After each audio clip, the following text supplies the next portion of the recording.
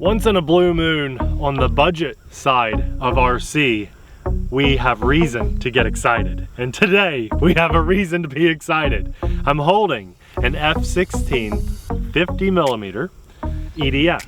This is an EDF, it's brushless. And if I were to tell you the brand behind this, I believe your jaw would hit the floor. When I saw it, my jaw hit the floor and I thought, gotta have it. And this thing is brand new, it just came out. This is a 3S plane that is under $150 with all the electronics on board. This is appropriately priced before the price increases of everything. Now let's talk about the brand. Eachine.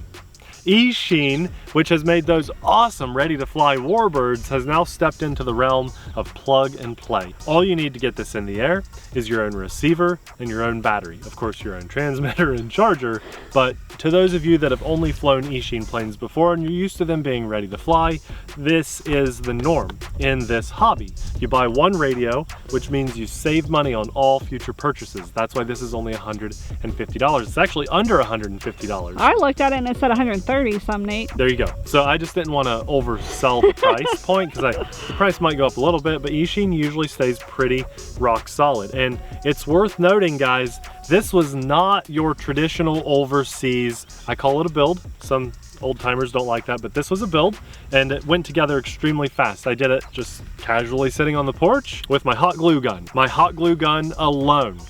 You'll notice that here on the seams of the wing, I have a little bit of extra glue, and that's just because there is a fly bar in there, a carbon fiber rod, but there are no screws that hold anything together on this, and I just wanted to be a little extra on that.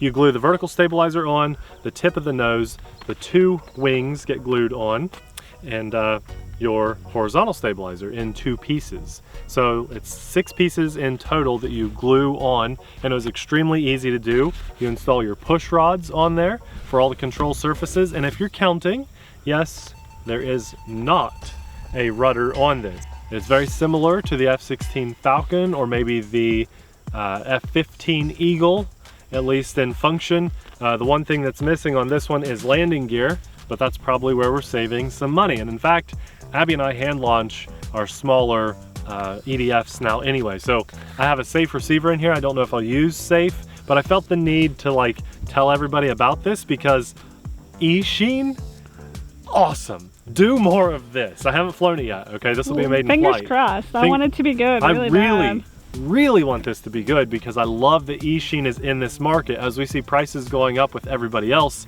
Eachine can deliver a pretty affordable, awesome RC plane. My very first impressions of this before we fly are rock solid.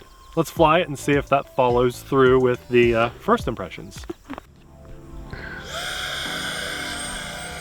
Oh.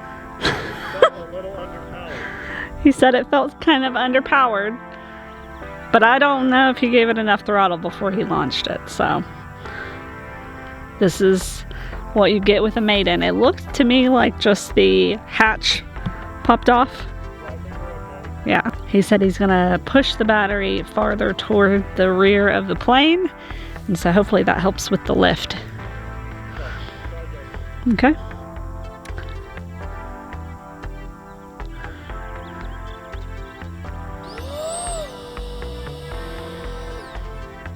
Are you pondering life?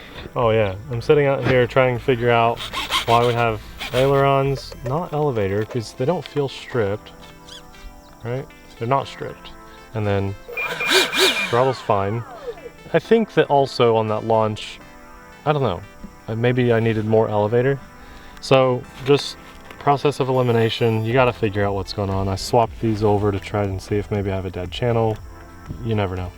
Easy stuff first. So then I started looking in here and I thought, why are those wires right next to the motor? And I popped this off. It actually, I had to pry it off. It was glued on well. So if you guys with a keen eye can see, what happened was on the impact, it shoved the wires, or maybe when I launched it, I don't know. It shoved these wires back into the fan. The turbine is right there, watch. And they've let these servo wires go down this prop shaft, or I don't know, turbine, whatever you want to call it. But look, I'm just going to pull on that a little bit, and it'll probably cut the last little, I don't know. Can you see that? Can you see that it just chopped up those wires? The servo wires are chewed through, or chewed through, whatever. Whatever. Past tense of chew. It chewed them up. So the little blades in there on the turbine chewed up my wires. That's just a bad design. There's a workaround. That is a first. And it's kind of going to sleep now on me. But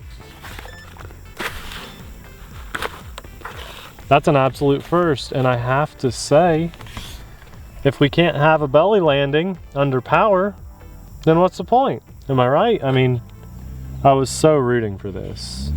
And I think that's just a bad design. Just in my opinion, that's a bad design. I really wanted it to be super awesome. I mean, the aileron wires are up here. They're way out of the way. But there's a Y split that goes back here to that turbine, and then it goes to each of these servos, and they're fine. But it's very clear that both of them got chewed up. This one did too. Can I pull it out? Can you see that? See, two of those wires got cut, right? Mm-hmm. And the same happened on the other one too. This one, two of those wires right there, you can see them. They got cut. So as much as I really wanted this to be an awesome airplane, that right there is just a really poor design. I suppose you could glue those in there a little better or something. They weren't even glued in. Well, that's why we do our videos. That's why we do our videos. And you know, because it might be a really good plane once you fix that problem. Yeah, and I think that it's worth probably trying to get this in the air and just glue those wires in place. That's what they needed to do. Yeah. So that can't happen. Or put like a protective channel. There's a channel in there for the wires to go. They just didn't. Maybe it wasn't put together correctly. Yeah. So maybe we'll try this on the channel again, because I'll bet it flies good. I really enjoyed putting it together, and I love the idea of this. But that's a wrap. I mean, I know that's not a fun video, but that might have saved people some money right there. Yeah, especially because like we're one of the first people to get this. Yeah. And so if you had already ordered yours, now people know like or at least what to look out for. Aware. Like fix this before you do your maiden. I honestly, I think it'll fly really well, and yeah.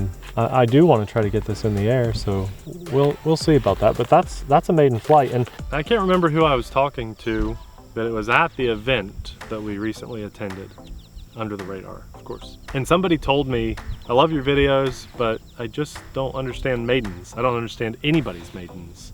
And to that person I say, that is why the maidens are important. Because if I experienced that on a maiden, or your first landing, or your first hard launch, I assume it was the launch. Maybe that's, I don't know. Maybe that's why I couldn't lift. I think that would have happened though when you landed either. When I launched it, that's what threw the wires back into the turbine, and then it's sucking it back too. Yeah. So I think that could be what happened. I just lost elevator on my hand launch, right? I mean, that makes sense. Yeah. That's why maidens are important. That's why we do a maiden, because we can tell you on your first flight, which is generally the most important flight, what to expect. Did it need a lot of trim? Did this kind of thing happen? So there's value in these videos. This video won't go viral, of course, because it's just not going to, but I think it's vitally important. And so if videos like this mean something to you, please consider supporting us on Patreon. We already have a lot of people that do. And to those people, I am extremely grateful. You understand the value. But if you're not a Patreon supporter, I ask, please support us. I promise you that Eachine does not like seeing this video. I know that. So if you've considered it in the past, you know, please consider supporting us, because I know a lot of channels are not as transparent as we are. Bear that in mind with who you watch. We'll try to patch this up and get it in the air. I'm not saying this is a bad airplane. I'm very excited about it still, but yeah, it needs that to be fixed. And even though we only got about 2.2 seconds of flight time today, I think it's a beautiful day. I mean, have you shown the sun rays? It's a very pretty day. You can't have good without the bad. You can't have any good flights, Nate, unless you have some bad ones. Yeah, I'm okay with that. I'm a little bummed because I really wanted to fly this, but I'm not super bummed because if I didn't get out here to fly this, I wouldn't get to see those beautiful sun rays that God is making right now. So that's awesome. And for today, just being alive, even though I didn't get to fly, just getting to be here and experience life today. I thank the big guy upstairs. And again, a massive thanks to our Patreon supporters. We'll have this linked in the description box below, but more importantly, we'll link one of our favorite alternative airplanes around this price point that doesn't have an issue like this. And that video will be popping up right about now. Thanks for watching. We'll see you there. Bye.